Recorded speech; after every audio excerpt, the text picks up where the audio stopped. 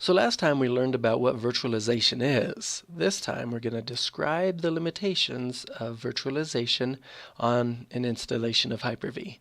So a very specific objective, trying to keep in mind that Hyper-V is the VM that I saw on my curriculum here that I'm teaching you. Alright, so we're powering through these lessons on virtualization.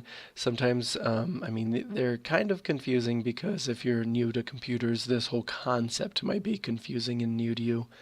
And what a cool connection here. We're going to learn a little bit about PowerShell today. So let me start at the beginning though. First, I'm going to give you the first limitation of a VM. Then I want to review reasons we want VMs. Not surprisingly, next comes the second limitation, so we're going to just keep track of each of these. Then I'm going to go with one that's kind of a limitation, then followed by a third solid one, and finally I'm going to show you how to install and enable Hyper-V. That actually might come in a separate video, so for the people in my class, these videos are going to be on one single post. I'll finish the lesson by showing you some super cool commands to use in PowerShell, and then a summary, followed by the last thing we always do, and that is a final check of understanding called a DOL. So let's think about what we were learning last time in this Intro to Operating System section. We talked about how virtualization can be used to test things, and so if you're writing code, you're solving a problem, and code looks or can be a big puzzle sometimes, a virtual environment can be very helpful for this reason. You can test your code on different operating systems and make sure everything's working the way you had designed it to work. And also, if there's the possibility of any threats in a virtual environment, you can contain that. Now, in the last lesson, I may have made VMs seem like they are the greatest idea known to mankind. Well, virtualization does have limitations. Features or applications that depend on specific hardware will not work well in a virtual machine, so you can't just always use these. My example is games. They may not work quite as well as you would like them to on a virtual machine. And the biggest reason for that is because of the need for processing on GPUs. Now, just a minute ago, I mentioned that you want to test your code in virtual environments. Well, I didn't mention that one of the biggest reasons this is nice to be able to do is because at the end of the day, it is cheaper, so you're saving money as a company. So far we have a reason not to use virtual machines is gaming, a reason to use them is to save money, and here's another one, cloud hosting. Let's say I have a powerful server and I want to rent it out to other people, but no one needs my whole server, just a part of it. Sharing it creates safety issues, so instead I'm going to create these virtual machines on it for every customer I have. And I can make these virtual machines as big or small as the customer needs or they are willing to pay me for. And so now you might start understanding what it means to be involved in cloud computing. Cloud computing is a server far away that you can access and store data on as if that was your computer. That's what they mean when they say working in the cloud. And of course you could give access to that cloud to other people in other parts of the country.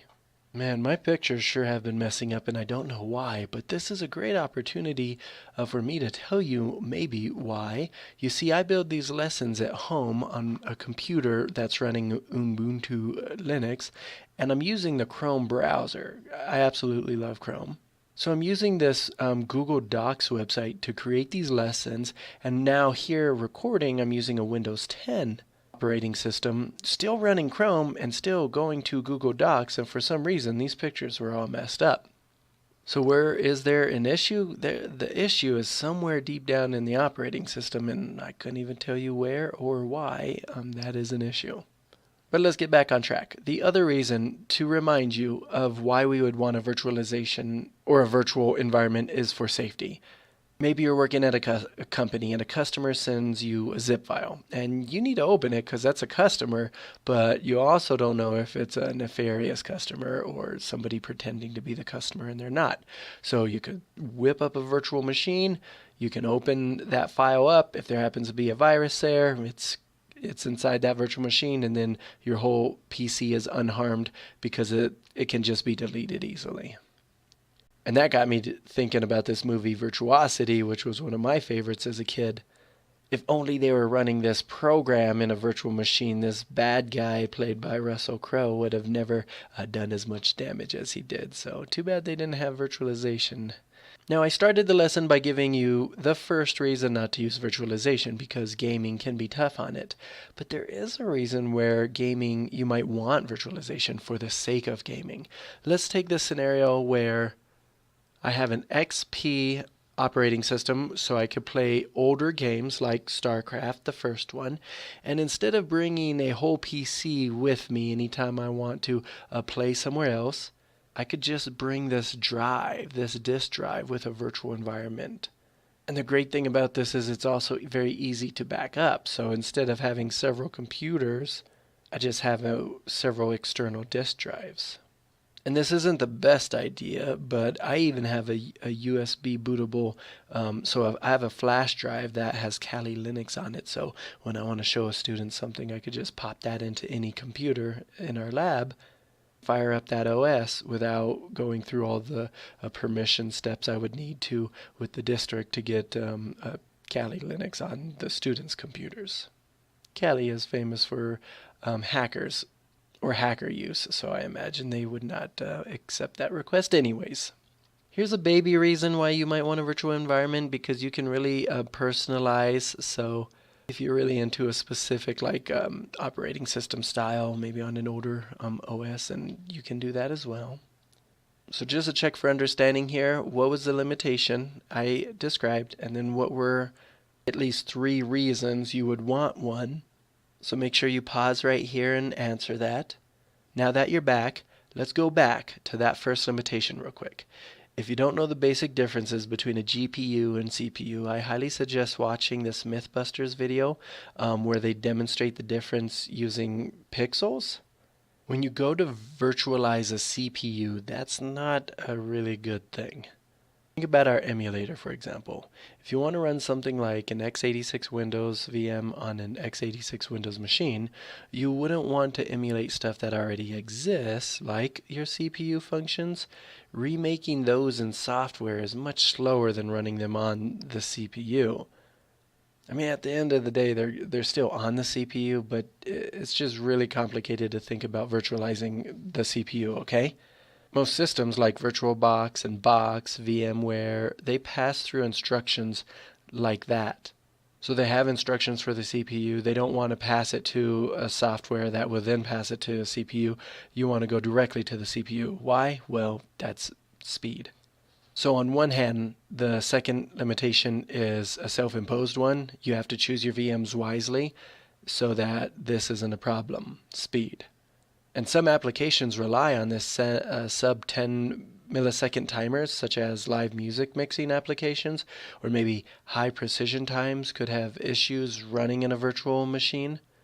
If you have Hyper-V enabled, those latency sensitive high precision applications may have issues.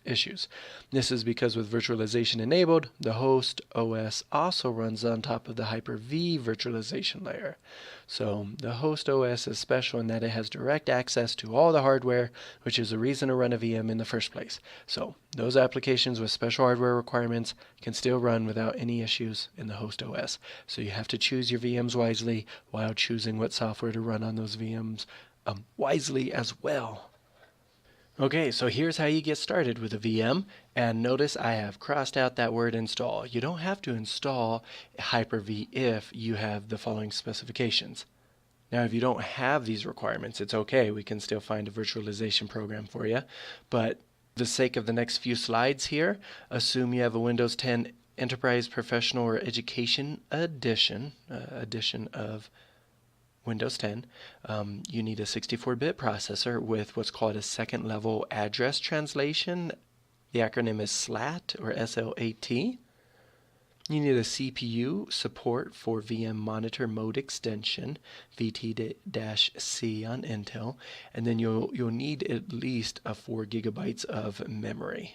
So the good news is you don't have to install it because Hyper-V is built into Windows as an optional feature. So there's no Hyper-V download or installable component to this thing. There are several ways to enable the built-in Hyper-V role, and I'm going to show you right here how to do it through PowerShell. So you'll open up a PowerShell console and you'll need to be logged in as an administrator. And you're going to run the following command. This is enable-windows option feature -online-featured name, and there's the name right there, okay? If the command couldn't be found, make sure you're running PowerShell as administrator, okay? And just as a check, PowerShell is a pretty nifty command line tool. It says here PowerShell is a task automation and configuration management framework. And of course it's from Microsoft. I just seem to be obsessed with blue here. And like that Linux terminal, this is a command line thing. And I do like over here from Microsoft, it says that it's built on a .NET framework. So .NET Rocks is a pretty cool podcast where you can learn about Microsofty things or .NET things. Just remember, this tool is all about automation and configuration.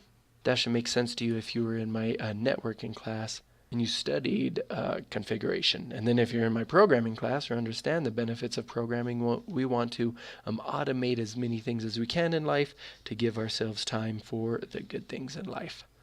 So once up and running, be sure to apply checkpoints, and this is depending on what you want to use it for. So if you're testing different maybe programs that could possibly be malicious, so maybe you set up this configuration, you just want to make sure that if something goes wrong, you can revert back to an earlier like checkpoint, an earlier version of your virtual environment. So checkpoints are good. One more feature before I go. You can do this thing. I wish I knew this when I first started getting into virtualization. You can move data from your host to a virtual machine and vice versa using these PowerShell commands. So right here you got the $S equals, and so you would type this in order to do that data movement. So that's kind of insane. Remember how or what a virtual environment is. It's like having a computer within a computer. So you may have the same MAC address for the virtual machine and the machine you're on. However, that IP address, that host address could be different. But remember, IP networking or IP addresses is for networking. What I'm saying is from within this computer within a computer, you can start moving these files, and through these commands, that's how it's possible. I'm just going to give you a warning here. It says there's a bug in builds before 14.500, so if credentials aren't explicitly specified with this thing called a credential flag, the service and the guest will crash, and you will need to be restarted. So if you hit this issue, the workaround instructions are available. Now to copy, say, here's your C drive and the host path, the data.txt, that is the data you're trying to migrate over. So you write that in and it goes to the virtual machine from the host machine. Or in order to do that, you just type this copy item. It's just an amazing feature here that, again, I wish I had known a long time ago. For my students specifically that I see here in the physical world, you may not see the benefits of using a virtualizer anytime soon. These are really introductory classes. But if you're into retro gaming, you can definitely utilize this right away. But I just want you to know that this is a powerful tool for protection and production. If you take higher level coding classes, these virtual environments may come in handy. And if you're ever afraid you're going to get a virus or malware, go ahead and fire up a VM. Let's say you somehow have your hands on a very expensive, powerful computer and you can take that reduction in speed, then go ahead, fire up a VM, use it as your daily driver for a while just so you can experiment. But these computers at our school, I don't know if it's worth this reduction in speed for us. If nothing else, for me, just like understanding how virtualization works, this helps me understand how computers work in general.